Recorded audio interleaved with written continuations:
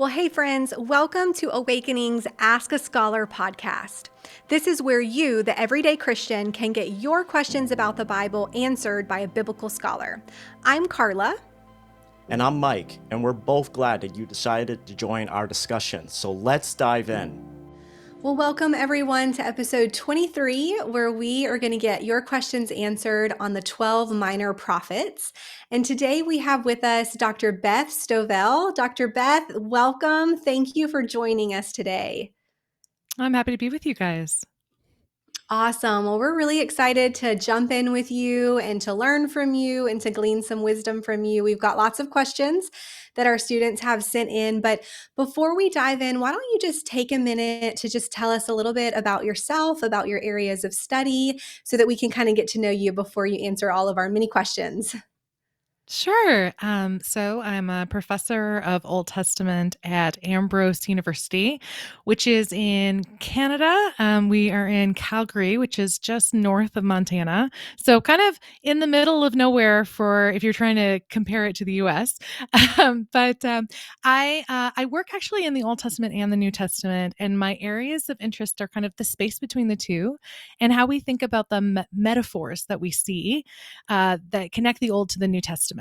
And that's kind of a big area of interest for me. I love to connect to the church and to the world more broadly in terms of helping people think about both John's gospel and his writings on the New Testament side and prophets on the Old Testament side. Those are kind of my areas. Let's see, what else to tell you? I'm part of our national team for Vineyard Canada. That's my denomination. I help with theological resourcing, so helping people across the country with theology to learn more about God, who He is, what He wants to do from the Bible perspective. And I'm married to a fellow theologian, my husband, John. We did our PhDs together. We have 3 teenage kids, 2 who are now adults, just kind of in the past couple of months, which is interesting and exciting. So that's kind of our big things. Awesome. That's great. Well, thank you for joining us. And if you're ready, we're going to jump right in. I know Mike is ready too. So let's jump into our very first question. And this is a good question to start with, I feel like, because it's a good overview question. And this student said, I love the big picture and context. So as I'm reading through the 12 minor prophets, I'm wondering what overall connection I should be making, if any, between the 12, and what context should I be seeing them in light of the overarching Old Testament. So give us kind of that big picture overview. So if you're thinking about the entire Old Testament, we go from the sort of creation, the people, Abraham and kind of all of his descendants in Genesis. As we move into Exodus, we're looking at this picture of God releasing the people from slavery. And then we receive the law and we get into this space where we're thinking about the people experiencing the wilderness and then coming into the promised land. And from there, we have all this kind of sort of historical texts, right? Saul and David's family. And as we think about each of those pieces, as we move into kind of the big story, what we see is that kingdom that David created or reigned over, I should say, gets divided into 2 kingdoms. A northern kingdom and a southern kingdom. Those 2 kingdoms are what we're looking at different parts of the 12. So the story of the 12 is connected to this moment when the Assyrians start to come into that northern kingdom of Israel, and they start destroying it. And so at the beginning of Hosea and in kind of that first section of the book of the 12 or the minor prophets, we have reflections and anticipations of what's happening with Assyria as it comes to destroy the northern kingdom. And then as we continue through the 12 tells the story of how the Assyrians came in, how they destroyed the northern kingdom, what happened to the southern kingdom of Judah. And we go all the way from that time of the Assyrians to when the Babylonians come in, and then they take over where the Assyrians were, and they start to bring the people into exile back into Babylon.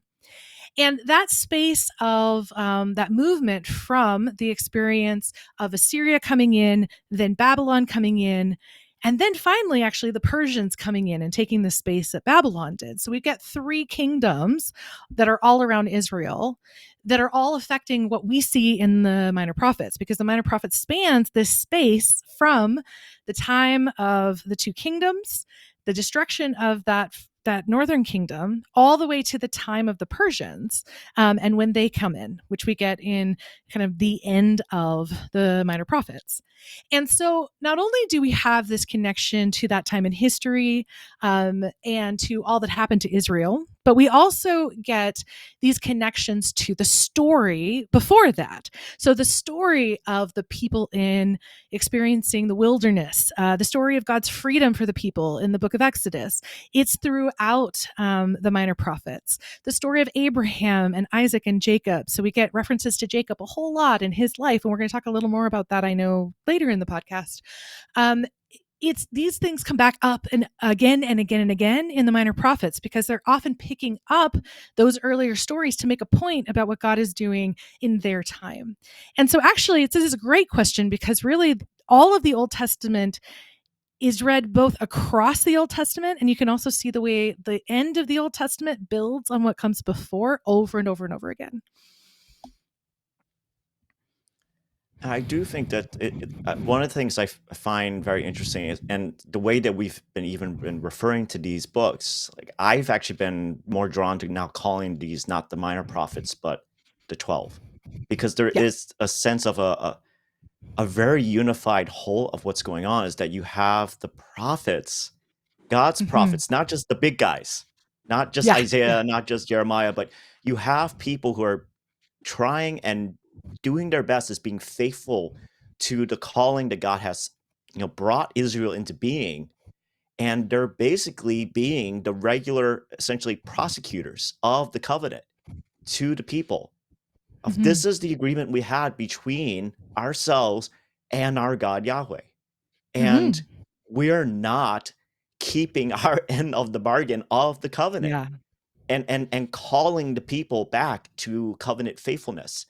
And Absolutely. unfortunately, we know that that did not succeed in the long run.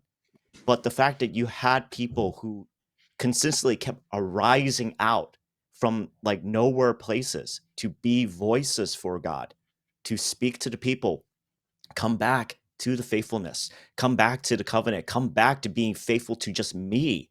Stop serving Mhm. and worshiping other gods that did not even bring you out of Egypt. And thus, like what you said, Beth, Mhm. about the callbacks to Abraham, the callbacks to Jacob, the callbacks to what happened with Israel and Egypt. Like all these are trying to bring back the collective national memory of who Yeah. they were. And so this is one of Mhm. the things I found fascinating about the 12, is that many of them are just almost like these nobodies that just for a blip of time, they get to be the voice of Yahweh and to remind the people what the voice of Yahweh sounds like. Absolutely. There's 2 things you said in there I wanted to pick up. One, this notion of what we sometimes refer to as the Book of the 12 or the 12.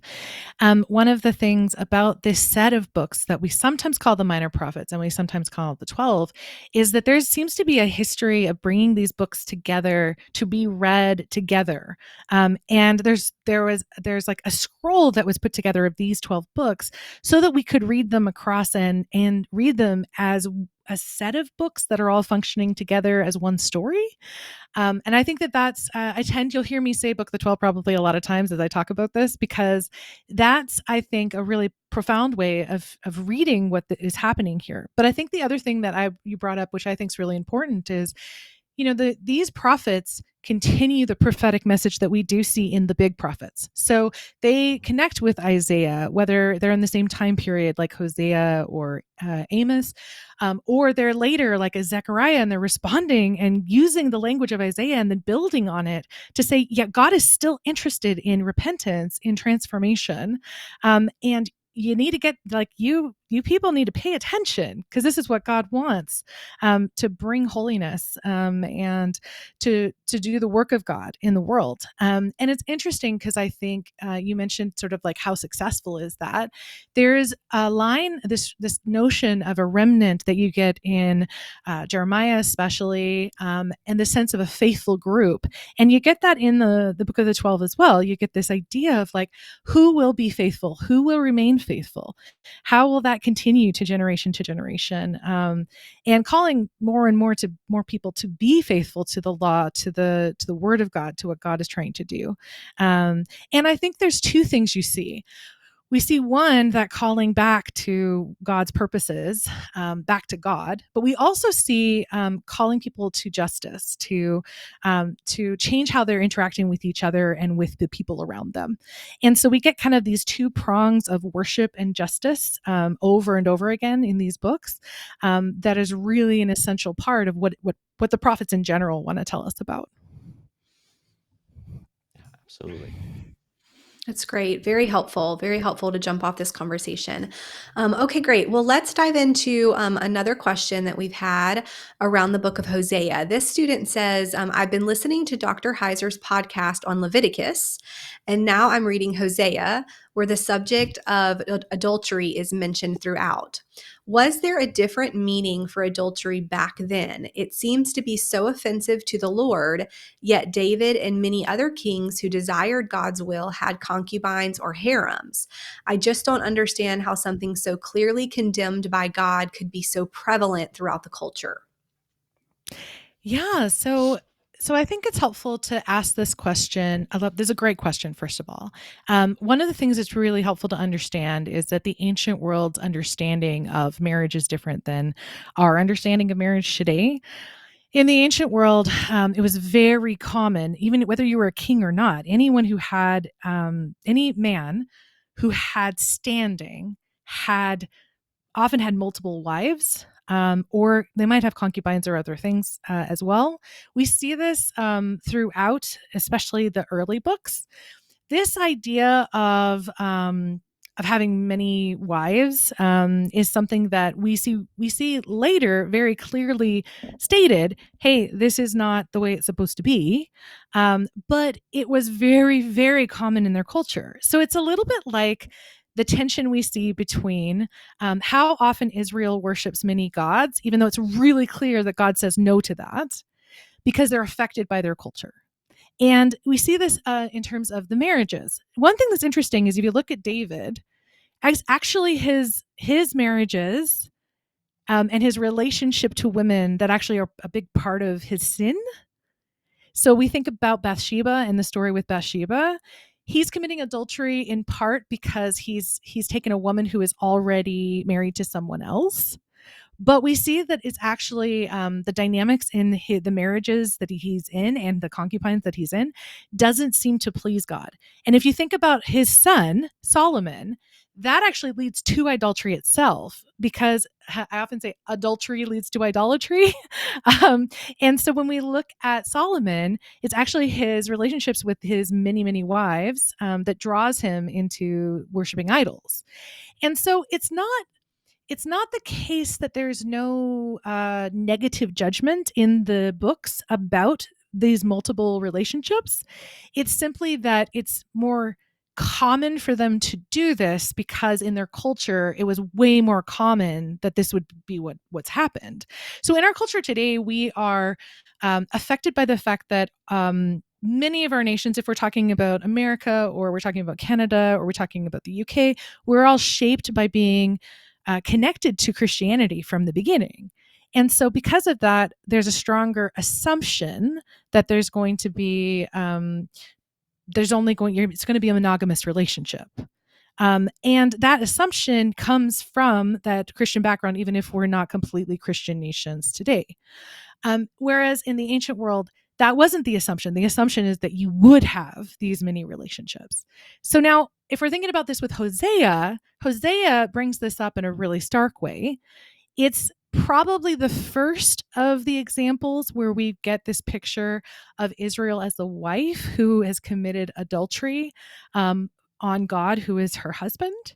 And Hosea is very clear that this is wrong. I will say that the rules around men committing adultery versus women committing adultery were supposed to be the same, but actually didn't function the same in the ancient world. Um, it was more common to assume that men would continue to have these relationships with other women than women having those relationships, which is a stronger negative thing in the ancient world. That doesn't mean that that's true in the Bible. I think the Bible consistently tries to judge men for these relationships, but we do just have a kind of a, you'd say, a double standard in the context that they were in. And so that's judged quite harshly in Hosea 2 especially, because it's this connection again between idolatry and adultery. So it's pictured as her, Israel, the wife of God, running after other gods as a way of picturing her running after other men to have these multiple relationships. And that's condemned. So I hope that helps a little bit. I would also, is it be fair to say that even the portrayal of God in Hosea, I mean, especially the way that God basically commands Hosea to live out his marriage, to be that kind of external picture in some sense of what is going on between Yahweh and Israel and Judah, is just this whole entire thing of you're being unfaithful, but I have stayed faithful to you. And going out of the way to really make it clear how faithful Yahweh has been to Israel. And so just even making that picture, that portrait of Israel chasing after other suitors constantly, while the male in the relationship, in this metaphor, Yahweh, is staying consistently faithful to Israel alone. So in some sense, Yahweh is acting as how he wants men in marriages to be acting themselves, to be faithful in the marriage, and to Yeah. be committed to one woman. And God is portraying like, hey, if I am acting like a husband, husbands, guess what? This is what you should be doing too. And it only portrays, it actually enhances the folly of Israel even more, because you're not seeing that double standard that you were talking about, Beth. You're seeing this Yeah. interesting thing of, you got a very consistent and integral guy being, consistently faithful to an unfaithful wife. And that must have been just like a very stark metaphorical picture, and especially the way that Hosea had to live out his life, and how he was called to love his wife despite her unfaithfulness in his own real life and real marriage. hmm Yeah, absolutely. And I think it's interesting if we look at Hosea and we think about this model of God who is faithful and how that models really for men and for women to be faithful, right? But when you look at how that then is picked up by, say, Paul, Paul uses this language when he's talking about how men should treat their wives. And so he actually references some of that language of faithfulness in these sections that we sometimes call the household codes, where he's describing how men should treat their wives. What's interesting is in Paul's context, those instructions were never given to men. They were always given to women. Hey, women, here's all the things you're supposed to do. But it didn't give instructions to men on how they were supposed to be. And we see this surprising thing over and over again, where there is an emphasis on the faithfulness of all people, but part of it is emphasizing the faithfulness of men in their communities as leaders, as husbands. And that's a consistent thing throughout the Old Testament and into the New Testament, which I think is really important. Do you think those emphases were, I mean, obviously they were purposeful. Do you think that he was, like Paul was essentially targeting the areas that he knew in the community the men were weak at, and emphasizing, hey, guess what? This is actually part of what it means to be a husband.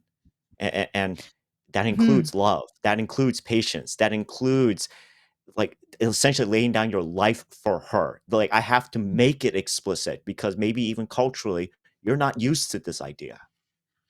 Yeah, absolutely. Well, I think it's interesting because whether we're talking about Hosea's ancient context in the particular context he's in, or we're talking about Paul's context, they're both in these complex contexts for how men are asked to be.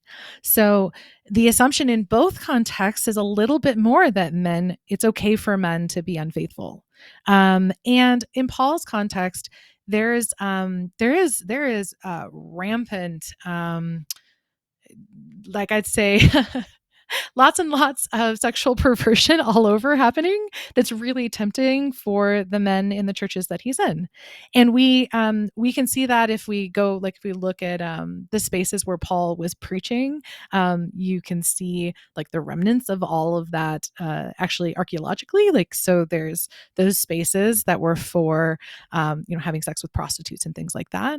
But we also see it in Paul's writings about the men and women in his context. What are they doing? What are they struggling with?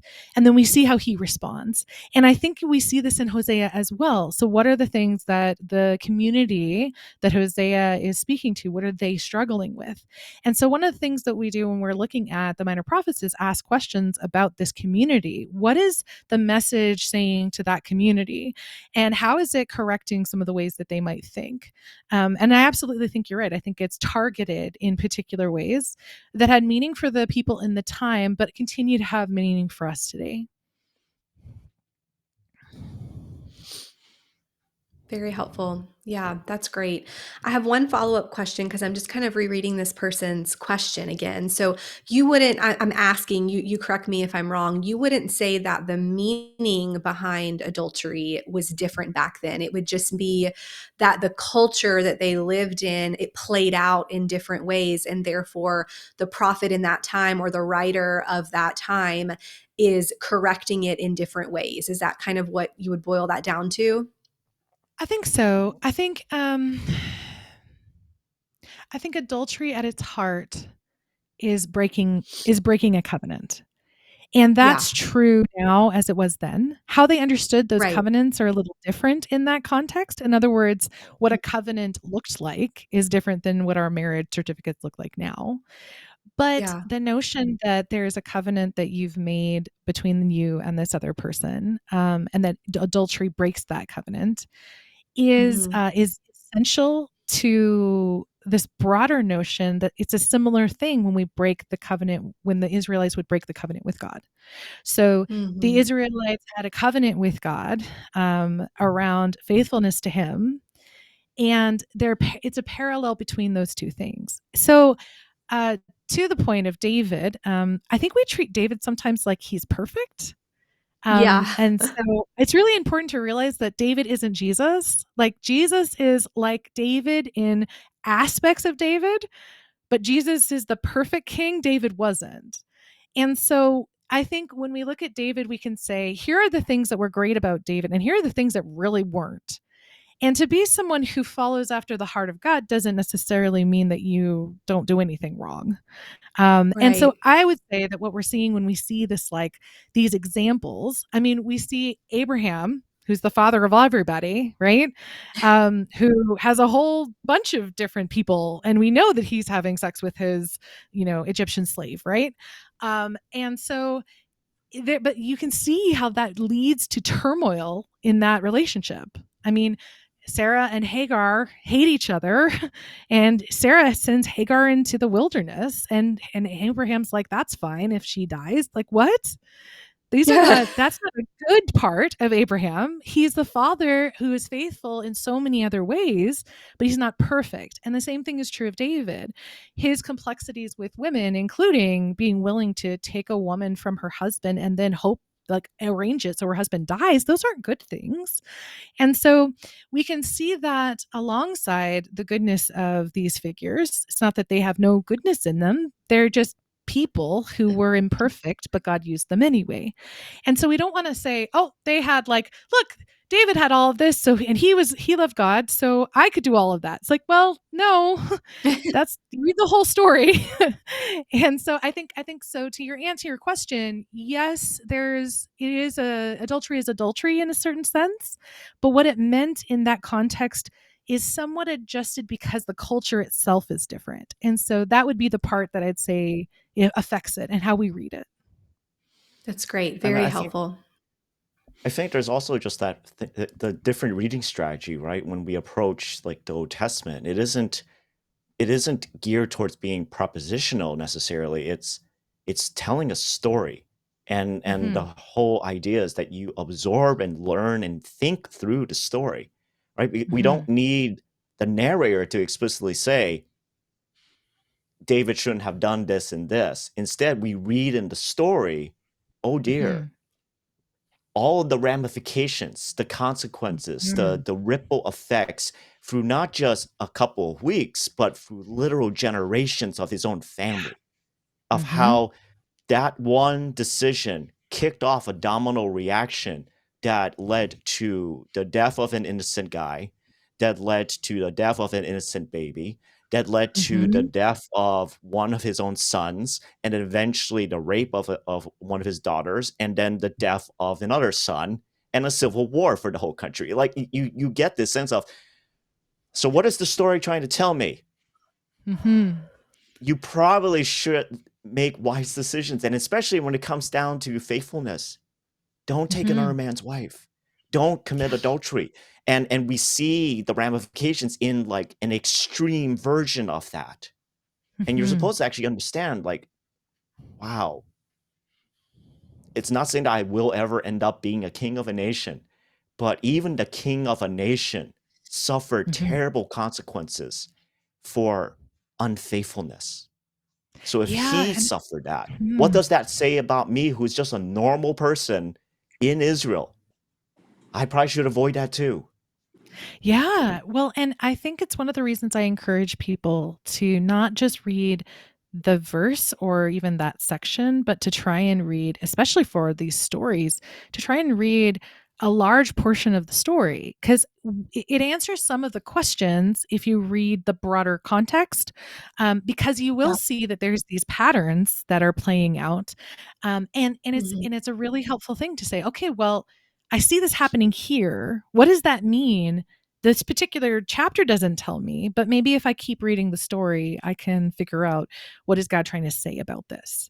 I think even, with David, we get Nathan coming in as a prophet and doing this whole story with him to actually help David's heart to change around his actions, to understand the sin he's done. Nathan describes Bathsheba like a little lamb, a special lamb that a shepherd had, and this powerful man comes and takes that lamb and slaughters it. And so if we're wondering, what does God think about this? There's also a prophet telling us this. But then all of those repercussions you described, Mike, absolutely, they point this out to us, that God actually, that there's implications for and consequences for our actions. And the story is interested in showing that to us. Yeah, that's great. Awesome. Thank you guys for all that and for taking the time to really dive into that topic. Let's cut to a quick commercial break, and then we're going to come back, and I've got one more question on Hosea for you, and then we'll jump to another of the 12.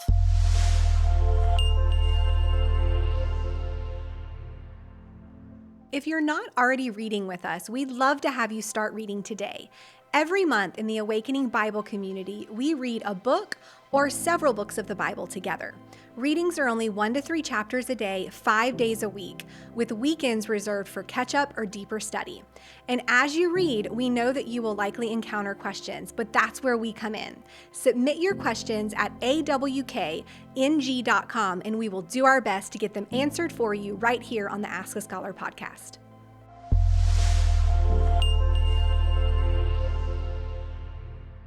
Well, welcome back, everyone. We're excited to jump into a couple more questions, and let's stay in the book of Hosea for one more question. This question from a student reads, in Hosea chapter 12, verse 4, do you think this is a reference to the mysterious man Jacob wrestled with before Esau caught up to Jacob? The Genesis account does not say it was an angel, but here Hosea seems to think it is an angel. So, Mike, why don't you jump in here and maybe start by reading Hosea 12:4 and maybe a couple verses around that. And then Dr. Stovell, why don't you jump in and kind of help us gain some context about this? Sure. Okay, I'll start from Hosea 12, verse 2. The Lord has a charge to bring against Judah. He will punish Jacob according to his ways and repay him according to his deeds. In the womb, he grasped his brother's heel. As a man, he struggled with God. He struggled with the angel and overcame him. He wept and begged for his favor. He found him at Bethel and talked with him there. The Lord God Almighty, the Lord is his name. But you must return to your God, maintain love and justice, and wait for your God always. Thanks. So I actually wanted us to read this larger section, Hosea 2-6, because I actually think it helps to answer the question. So the simple answer to the question is yes, I do think Hosea is interpreting who this mysterious man is. So Genesis 32:22-32 is the section that is being referenced in Genesis. And in that context in Genesis, we see this movement between a man, a mysterious man who wrestles with Jacob, and then God who wrestles with Jacob. And it goes back and forth actually between the man, and initially Jacob seems to think it's a man and then realizes it's God in the passage. And so, what we see when we read more of Hosea 12 is a similar kind of movement. We get Jacob is referenced in the verse previous, in verse 3, as someone who as a man wrestled with God. And then that gives the context for him wrestling with the angel in verse 4. And so it seems that Hosea believes that this man is an angelic figure. And this isn't inconsistent with the original Genesis passage. It's just it's trying to interpret it. And so, actually, this idea of interpretation in where the Book of the 12 and the Minor Prophets they interpret other parts of the Old Testament is really common. We see this in Zechariah, for example. He interprets Isaiah and Ezekiel, and we see this in things like Obadiah, who reinterprets the story of Jacob and Esau. So there's quite a few times where this interpretation happens. And it is also really common when we see angelic figures that there's an interaction. Sometimes the angelic figure is speaking, sometimes God is speaking, and they can move back and forth especially in the Minor Prophets. So Zechariah has this lots where it's like, see, first you look and it's the angel, and then you look and it's God, and then you look and it's an angel, and it's back and forth between the two. So it's not too surprising that Hosea would read that original story as being a similar dynamic, because we see that throughout other parts of prophetic writing. So that would be the answer to the question from my understanding of how that would work. I'm curious if you've ever heard of the. So on another podcast that I help co-host, my co-host has a theory that maybe the man that Jacob had struggled was not necessarily God, but just a random deity, a random Elohim. And when I brought up this whole entire passage from Hosea, he interprets this in a negative light. And I'm curious if you've ever heard of that type of interpretive pathway about Hosea, that it's as though it's casting Israel and Jacob, in a sense, in a negative light, that he shouldn't have been struggling. Yeah, it's interesting. So, well, the context for Genesis 32 isn't a positive context necessarily. So, when we go to the original context, Jacob is wrestling, in a sense, for his blessing that he's stolen. So, if we think about the original context of the story, we have Jacob who has taken this blessing by trickery and is now trying to wrestle for a new understanding of that covenant. What's interesting is that he gets injured. And so the passage is not necessarily a totally positive one. Yes, he realizes he has been face to face with God. Yes, this transforms Jacob in the future, but it actually transforms him by injuring him. It humbles him by way of injury. And when we see him next interacting with Esau, he's been humbled, and that changes how he interacts with his brother, and it changes how he lives the rest of the story. So when we look at it in Hosea, you can think about it as taking a story that's already complicated as having both positive and negative judgment positive aspects to it and negative aspects to it together. And so in Hosea, there it's leaning into some of that sort of the negative side of that, and leaning to this idea of like the need for God to wrestle, to transform Jacob. And so it's not entirely negative or entirely positive. I might say it's kind of mixing these two elements that we get in that original story as well. I appreciate that because I do find it interesting. One scholar I remember noted that Jacob, his name is heel snatcher, and there's this sense Mhm. of trickery and deception. And this scholar did take the view that the man that Jacob was wrestling with was maybe a representative of Yahweh, or maybe the angel of Yahweh, however you want to view it. But it's interesting that ultimately this man used one of the dirtiest tricks of wrestling to Yeah. overcome Jacob. And Well, yeah. because most English translations don't translate it as how it should be, but Yeah. holy cow, like that's low, but it's Oh, completely yeah. appropriate that it's pulled on a guy who typically in the past, I will go very low in Oh, what I yeah. will do to gain my upper hand. And this agent essentially, like, I can outdo you. And Yeah. it's amazing of just like, it's not technically wrong, Yeah. but wow. Like, Well, and that's it's interesting because, so much of the story after Jacob does his trickery is all the people who trick Jacob. So Laban tricks Jacob into marrying not just Rachel, but Leah. And then we also get this sort of battle with this angel who hurts Jacob through a tricky move. And we get sort of these like, basically, it's a little bit of, what you have done to others comes back to you in a negative way, more like an eye for an eye idea. But there's a sense in which like Jacob needs to be humbled and told that his trickery hurts people. And the only way that the way God shows him that is by actually letting him be hurt by trickery. And so I think it's interesting when we look at kind of the big story about that. Pretty interesting. Not what we'd expect necessarily. yeah.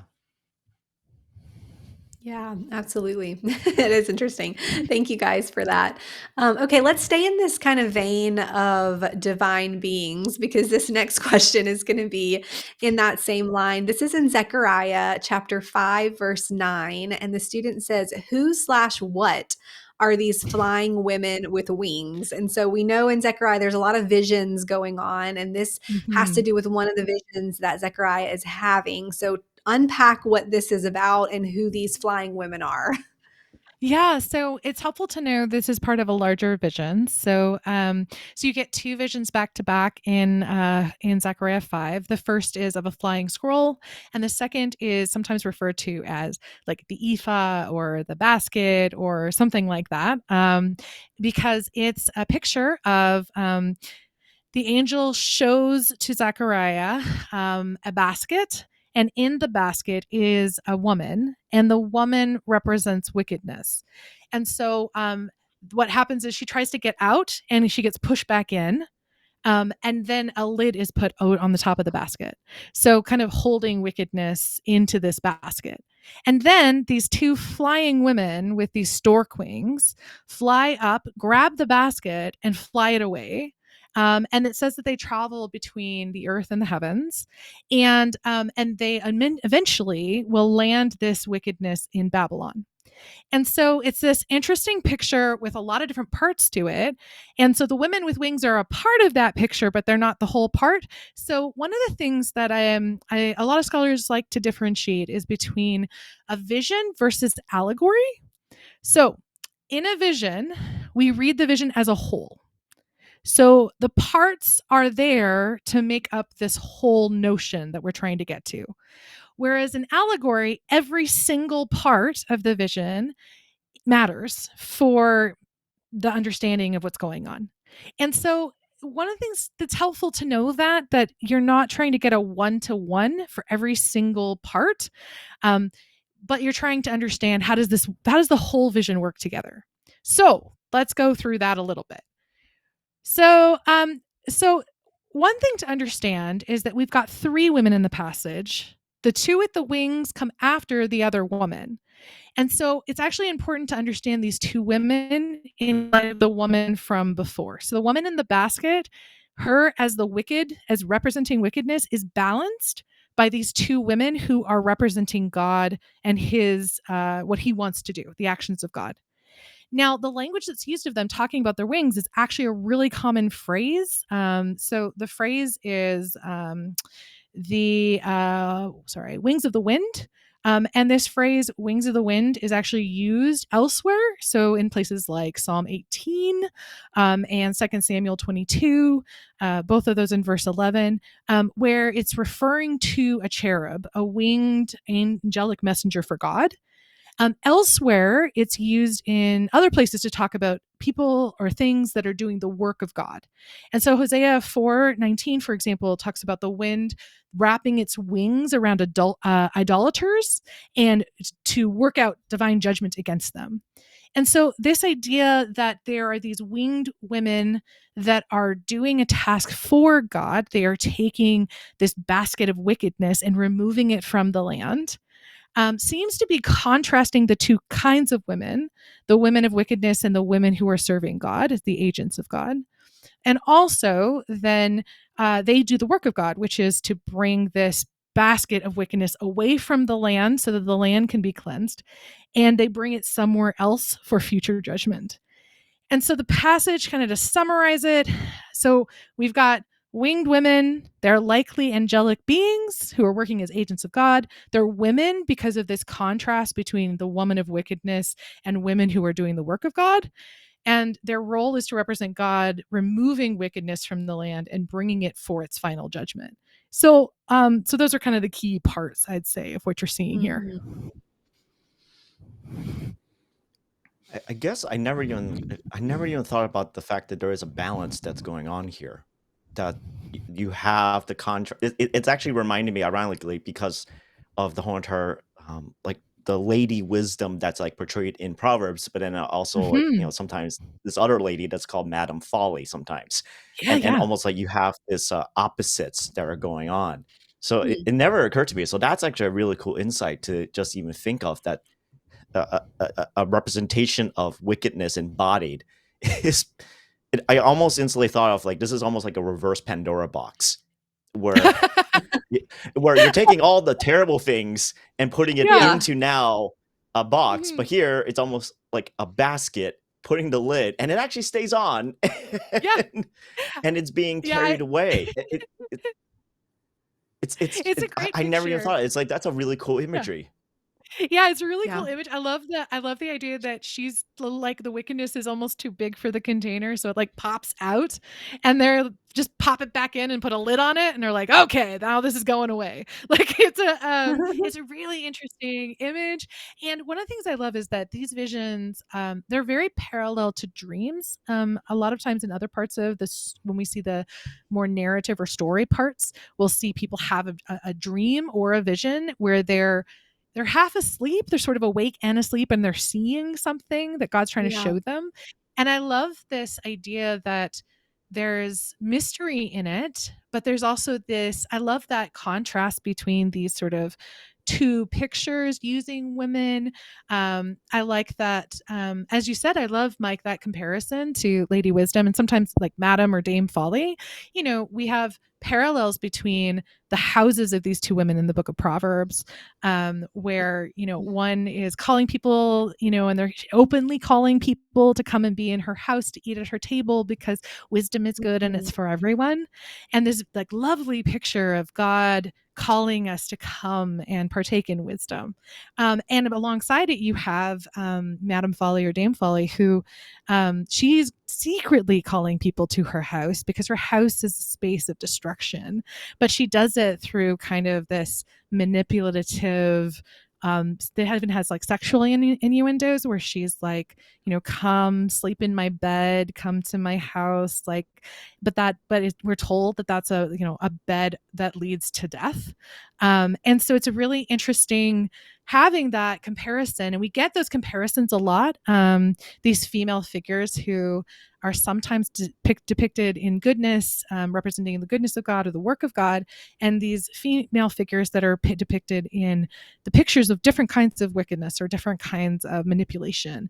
And I think it's just an interesting thing about how the Old Testament works, that it comes back to these kinds of images again and again. Yeah. Great insight. Yeah, very much so. Mike, were you about to say something else? I didn't want to cut you off.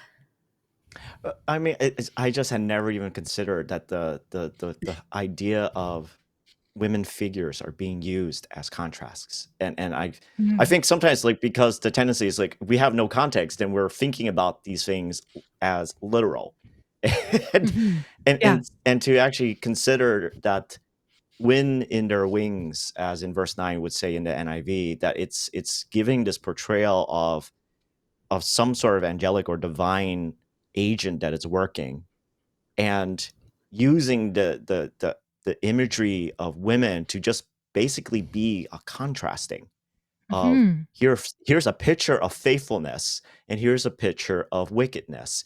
Here's a picture of good, here's a picture of bad, and that just even that image of the basket cover being like popping up and down, and they're trying to contain the wickedness. It's like, we got to take this over to the country of Babylon, which I'm wondering if this were to ever be expanded, would Babylon ever be like, imagined as a person of like, no, please, why is this coming over to me? and it's just like such an interesting kind of fun picture in the mind. Well, it's interesting too, because Babylon is described in several prophets as a woman. So daughter Babylon is described. And so that's also interesting, because you get daughter Jerusalem or daughter Israel kind of language. And then you get Babylon, who is also depicted as this female figure. And sometimes daughter Israel is depicted as like a figure of mourning or of joy, or of like, or it's about that parental connection to God. Sometimes it's a negative depiction, but with Babylon, it's consistently negative. It's like this is a negative female figure in those texts, and so I find it fascinating that you've got women, a woman of wickedness, and then these two women who are agents of God, who are bringing it to Babylon, which is depicted using daughter language. And so it's really interesting, because your comment, Mike, I mean, like, Babylon is depicted as a person, and specifically a female one. And so that to me is also interesting. Like, I don't know to what degree Zechariah is playing into this earlier language that we get of daughter Babylon. But it's throughout. But yeah, it's fascinating. Let me jump in and ask you guys, do either of you have an inkling as to why? Like, why women? Why use women in these different ways? Any thoughts? I have an idea about this based on so one basic reason is because women in the ancient world were commonly connected to cities. So we still kind of use this language when we talk about cities today. So if I say a city is impregnable, like the walls were impregnable, I'm using the idea that it can't get pregnant to talk about battle, right? And we don't really use that language very much, but it's still like, even language where someone's like Mother Russia or something like that, where or like Zion. So I think that why you get it is in part because in the cultural like psyche, like in the way they thought in the ancient world, they already had these pictures of women that were associated with cities, that were associated with like goodness and evil as kind of things that were already in the way that people thought about the world.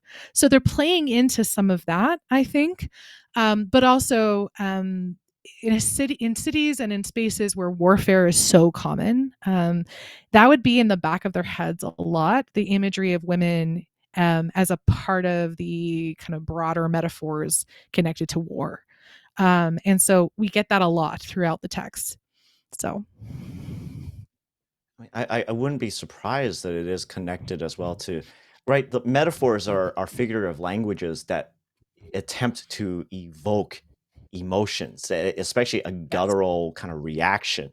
And even when you mentioned the idea of a city being in, impenetrable, and that it's connected to women, it's like there's this idea as well. It's like, men, you need to go out and fight and defend the city, because if the city walls fall, then the vulnerable that are inside, your own wives, your own daughters, your own sisters, your own mothers, are at risk, because Mhm. we're not calling them out to the front lines with spears and swords and to battle. We're trying to protect them. And so it's even just that sense of evoking the emotion and almost the sense of desperation in that kind of picture. So I could see why the imagery and using women in these kind of visions or allegories, it really tugs on the emotions and also the sense of urgency at times. Yeah. And it's just Absolutely. it's a very stark picture. And so it can Mhm. grab the imagination much more quicker, because if I'm mentioning a guy, then I have to describe what kind of guy. Is he a warrior? Is he just a tradesman? Like we don't have it as fast of a shortcut versus Mhm. thinking about the most basic of needs of defense and security. Mhm. And here you have a woman that is representing wickedness, and then you have two women who are essentially holding this wickedness down in order to transport her away to some place that will eventually be the home for this wickedness. Um, Yes, and yeah. your point about the what it evokes. So going back to Hosea for just a minute, we have this figure that's a female figure, and there's emotion associated with the experience of being a husband or being a wife, right? Both of those things are things that many people have experienced, and so tagging, like connecting to that, means you're connecting to something that's really basic that people have experienced. But what's interesting is in Hosea, you get this language that where Israel is a woman, but then you also get a picture of the women and what happens to the women, and specifically even to women's bodies. So there's a picture of women being attacked in war, and the violence that's done to their unborn children, and it's put alongside this picture of the husband and wife relationship. So there's this sense of the vulnerability of women in these texts in a kind of way that reflects on the physical experiences of war. One of the things that both Assyria and Babylon did was when they would come in, they would attack the vulnerable first. And so they would intentionally hurt women and children in front of the fighting men who were fighting. So they would like put the wife and the child of this man who's fighting them in front and hurt them or kill them. And so, this picture of like how that would affect people reading it, it would deeply affect people because this was some of their experiences of what war looked like. And honestly, the casualties of war and what it means to try to protect the most vulnerable in the cities was certainly on their minds. Hmm. Really good. Thank you for that. I'm glad you guys gave that additional context. It's interesting to look at all of these different stories throughout the Old Testament in light of that because of all the different examples where women are used. So thank you for taking the time for that one. Well, why don't we go ahead and wrap up this episode? I know in the next episode, we're going to have you back, and we've got quite a few questions on the book of Jonah, which is going to be fun to Mhm. answer. I know that's a book that a lot of people like to dive into. We've got some on Micah, so make sure everybody tunes in for the next one. But I wanted to give you the opportunity to just share about some of your resources. I know you've got some great resources. I know you have a podcast. So just share with our listeners how they can engage with those resources that you've developed. Sure. Yeah. So I have a podcast with a group of other theologians called Bridging Theology. It's a group of, the group of us are all from kind of different backgrounds, some Bible, some different parts of theology. We represent scholars from kind of all over the world and different perspectives. And what we love to do is to connect to Christian people who just want to learn more.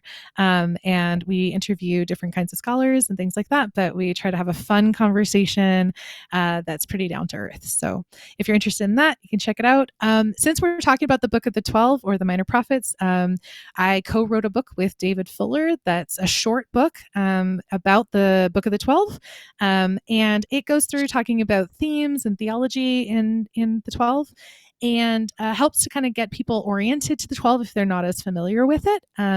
So that could be something that people might be interested in as well. Okay, great. And what's the name of that book?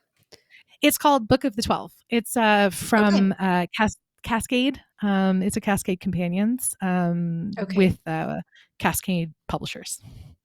Okay, great. Awesome. Well, all the listeners out there, make sure you look up these resources, get your hands on it, check out her podcast. And as we close, we like to ask a little fun question to all of our scholars. So the question we want to ask you is, tell us what your favorite thing to do on your day off is. I mean, I have 3 kids. We have a lot of fun together. I'd say one of the things we've been doing is making food together, and that's been really fun. Okay. I'm trying to teach them how to cook and stuff like that, and I love Yeah. cooking. And so we get all of us around our kitchen island.